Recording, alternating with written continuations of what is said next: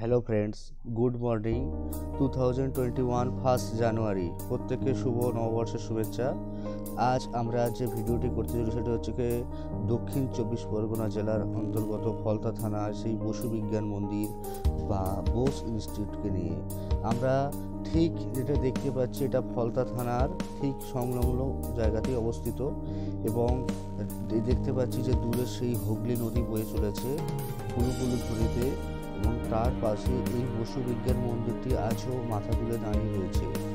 আমরা দেখতে পাচ্ছি যে কেমনভাবে বিভিন্ন প্রকৃতির এবং বিভিন্ন প্রজাতির গাছপালা এখানে সংরক্ষিত করা রাখা হয়েছে এবং প্লান্টেশনগুলো দেখতে পাচ্ছি যে নতুনভাবে সেগুলোকে আরও সাজিয়ে তোলা হচ্ছে।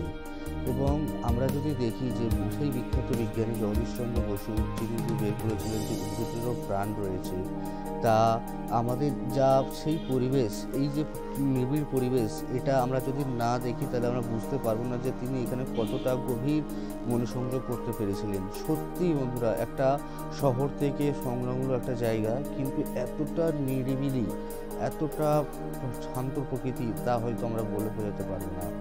খুবই সুন্দর লাগে। যদি আপনারা কেউ দক্ষিণ 24 পরগনা আসেন, তাই এই জায়গাটা অবশ্যই কেউ মিস করবেন না, কারণ এটা আচার্য শ্রী জগদীশচন্দ্র বসুর স্মৃতি বিজড়িত একটি স্থান। এখানেই তিনি তাঁর জীবনের অধিকাংশ সময়টি তিনি কাটিয়েছেন।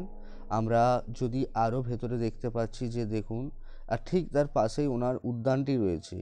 ঠিক পাশের রাস্তার এফুটে যদি ওনার বাড়িটা হয়, ওফুটে এই উদ্যানটি রয়েছে।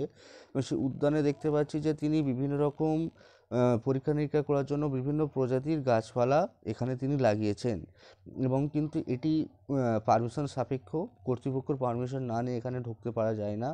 তাই এক্ষেত্রে আপনারা যদি কেউ আসতে চান, ভেতরে ঢুকতে চান, তাহলে সেক্ষেত্রে কর্তৃপক্ষের সাথে কথা বলতে হবে এবং তারপর কথা বলার পর ওনারা যদি ঢুকতে দেন, সেক্ষেত্রে অবশ্যই ওনারা ঢুকতে দেন। অন্যান্য ট্যুরিস্ট বা গাইড যারা আছে অনেকেই তো ঢুকতে দেখেছি। তো যাই হোক বন্ধুরা, আমরা যে দেখতে পাচ্ছি বেশ ভালোই দেখা যাচ্ছে যে সেই দূরের যে উদ্যান বা অনেক বিরাট বড় একটা জায়গা, আর পরিখা, পুকুর, বিভিন্ন রকম গাছ এবং যথেষ্ট রক্ষণাবেক্ষণের মধ্যে এটা রয়েছে। তাই আমরা এই উদ্যানটি যে স্মৃতিবিজড়িত একটা স্থান, সেটা আমরা যথেষ্ট একটা গর্বের সাথে আমরা এখানটাই অনুভব করে থাকি। তাই আমরা চাইবো আরও প্রশাসন এটিকে সাধারণ মানুষের জন্য উন্মুক্ত করে দেয় এবং খুবই